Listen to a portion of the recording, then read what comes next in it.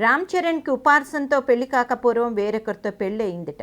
వివరాల్లోకి వెళ్తే రామ్ చరణ్ తన మొదటి సినిమా పూరి జగన్నాథ్ దర్శకత్వంలో చిరుత మూవీ చేశారు.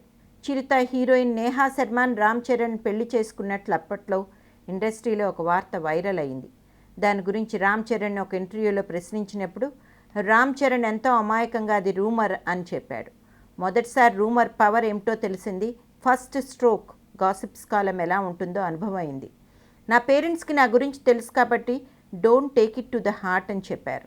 మా ఫ్రెండ్స్ అయితే నన్ను ఒకటే ఏడిపించడం, పెళ్ళయిందా, ఎప్పుడు, ఎక్కడా అని, ఫస్ట్ నైట్ గురించి రాయలేదేంట్రా అని, ఇంతకీ అయ్యిందా అని తెగ ఏడిపించారు.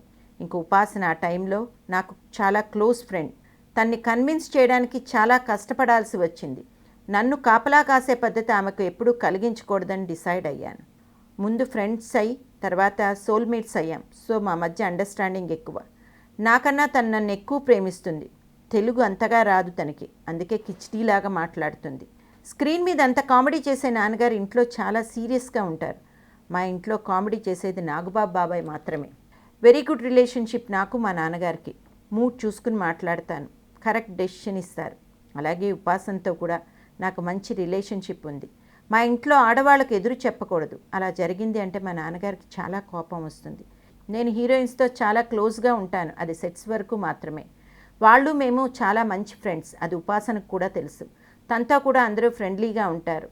అంతే, ఏదైనా తేడా వచ్చిందో నేను కేర్ ఆఫ్ అపోలో హాస్పిటలే. సో నేను చాలా కేర్ఫుల్గా ఉంటాను అన్నారు రామ్ చరణ్.